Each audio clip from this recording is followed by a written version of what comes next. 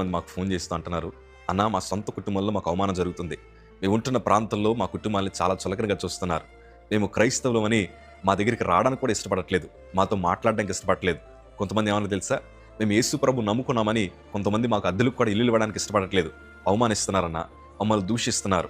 మా కుటుంబంలో మమ్మల్ని గౌరవించట్లేదు. ఫంక్షన్లకు వెళ్తున్నా అక్కడ అవమానిస్తున్నారు. చదువుకుంటున్న ప్రాంతాలు కూడా అవమానిస్తున్నారు. ఈ అవమానాలు ఎంతకాలం మేము భరించాలి అని చాలామంది దుఃఖపడుతున్నారు. ఈరోజు నేను అంటాను, ఈరోజు దైవజనుడిగా మీ కళ్ళ ముందు నిలబడి వాక్యం చెప్తున్నాను. ఒకప్పుడు నేను కూడా ఎన్నో నిందల అవమానాలు అనుభవించాను. కానీ ఒక్క మాట నా బ్రతుకుని ఎంతగానో బలపరిచింది. దేవుని వాక్యాలు స్పష్టంగా సెలవిస్తున్నారు. యెషయా గ్రంథము 61 అధ్యాయము 7వ మాట చదవగలిగితే, మీ అవమానమునకు ప్రతిగా రెట్టింపు ఘనతనుదురు, నిందకు ప్రతిగా తాము పొందిన భాగమును అనుభవించి వారు సంతోషింతురు. వారు తమ దేశంలో రెట్టింపు భాగమునకు కర్తలగుదురు, నిత్యానందము వారికి కలుగును. దేవుని వాక్యం స్పష్టంగా సెలవిస్తుంది, అవమానమునకు ప్రతిగా రెట్టింపు ఘనతను ప్రభు మనకిస్తారు.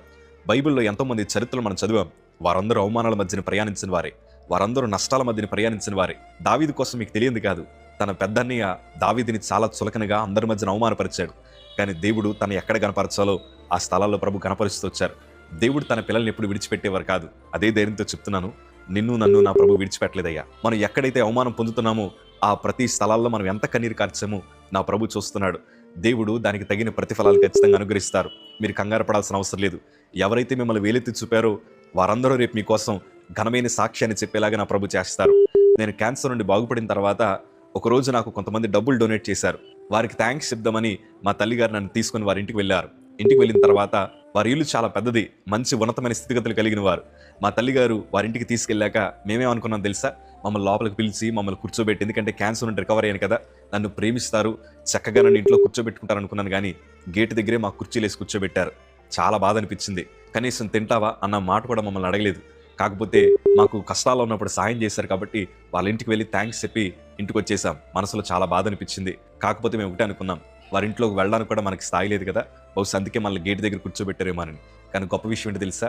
ఈరోజు వారందరూ నోటంట మా సాక్ష్యాన్ని వినడానికి దేవుడు కృప చూపించారు. ఒకప్పుడు మా పేరు చెప్పడానికి వారు ఇష్టపడలేదు, మమ్మల్ని ఇంట్లోకి రానివ్వడానికి ఇష్టపడలేదు. కానీ ఈరోజు మేము ఎప్పుడు వాళ్ళ ఇంటికి వెళ్తామని ఎదురు చూస్తున్న పరిస్థితికి దేవుడు తీసుకొచ్చాడు. నేను అనుకుంటా ఉంటాను, నా ప్రభు అన్నీ చూస్తున్నాడు. మనం అవమానం పొందిన ప్రతి స్థలాల్లో కూడా నా ప్రభు ఉన్నారు. మీరేవీ కంగారు పడకండి. ఎక్కడైతే మనం కన్నీరు కార్చామో అదే స్థలాల్లో ప్రభు ఆనంద బాష్పాలు కురిపిస్తారు. ఎవరు మనల్ని అవమానపరిచారని, ఎవరు మనల్ని వేలెత్తి చూపారని, ఎవరో మనల్ని తక్కువగా చూశారని బాధపడద్దు. ఎందుకంటే నిన్ను అమితంగా ప్రేమించే దేవుడు నీ పక్షాన నిలబడ్డారు. నిన్ను ప్రేమిస్తున్నారన్న సంగతి ఎప్పుడు మర్చిపోకండి.